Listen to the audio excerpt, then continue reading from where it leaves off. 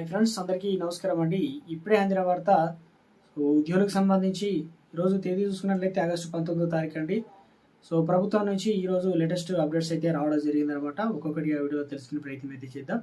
Video చివరి వరకు చూడండి, అర్థమవుతుంది. మొదటిసారి ఛానల్ వస్తే తప్పకుండా సబ్స్క్రైబ్ చేసుకోండి. చూస్తున్నారు కానీ లైక్ చేయడం మర్చిపోతున్నారండి, వెంటనే లైక్ చేయండి. ముఖ్యంగా చూసుకున్నట్లయితే ఉద్యోగులకు సంబంధించి విద్యాశాఖలో 412 మంది 12 పోస్టులకు అయితే అనుమతి ఇవ్వడం జరిగిందనమాట. రాష్ట్ర వ్యాప్తంగా డైట్ కళాశాలలో 412 మంది అతిథి అధ్యాపకులు, కార్యాలయ సహాయకులు, డ్రైవర్ పోస్టులు ప్రభుత్వం అయితే అనుమతి అయితే ఇచ్చిందనమాట. ఇందులో వచ్చేసి గ్రంథాలయంలో 173 పోస్టులు ఉన్నాయి. అదేవిధంగా ఈ మేరకు ఆర్థిక శాఖ సందీప్ కుమార్ సుల్తానియా సోమవారం కూడా రిలీజ్ చేయడం జరిగింది ఉత్తర్వులు. ఏడాది పాటు కొనసాగడానికి ఈ పోస్టుల అతిథి అధ్యాపకులకు నెలకు వచ్చేసి 23,400, డ్రైవర్లకు డేటా ఎంట్రీ ఆపరేటర్కి వచ్చేసి 19,500, ఇక సిరిపర్లు అటెండర్లకు సంబంధించి 15,600 రూపాయలు అయితే జీతాలు అయితే అందుకుంటారనమాట.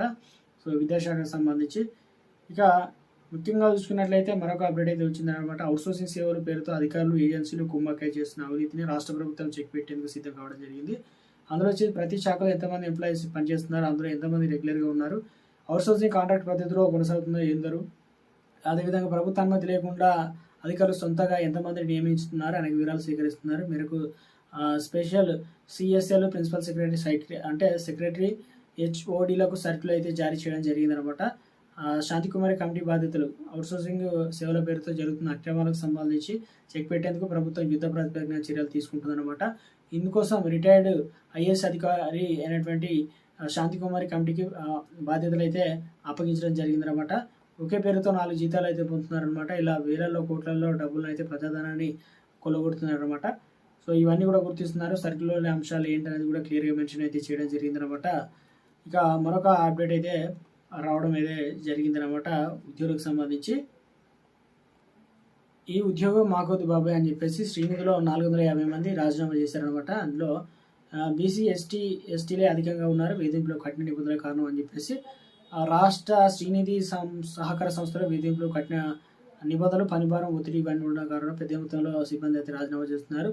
ఇందులో వచ్చేసి దాదాపు 737 మంది సిబ్బంది గాను 450 మందికి పైగా ఉద్యోగులు రాజీనామా చేయడం పరిస్థితి తీవ్ర ఆధార పడుతుందని చెప్పేసి.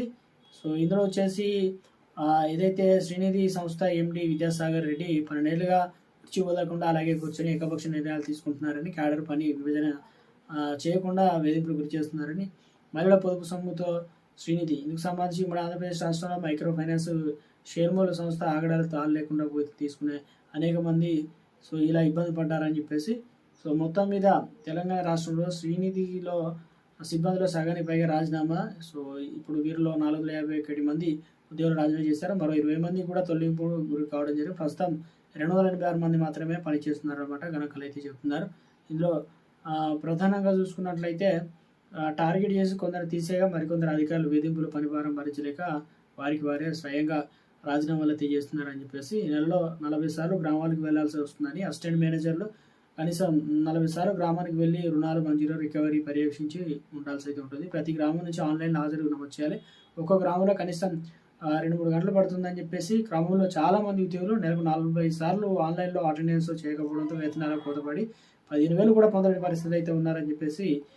వారు మాకు వద్దనే విధంగా చెప్పేసి ఒక అప్డేట్ అయితే రావడం జరిగిందనమాట.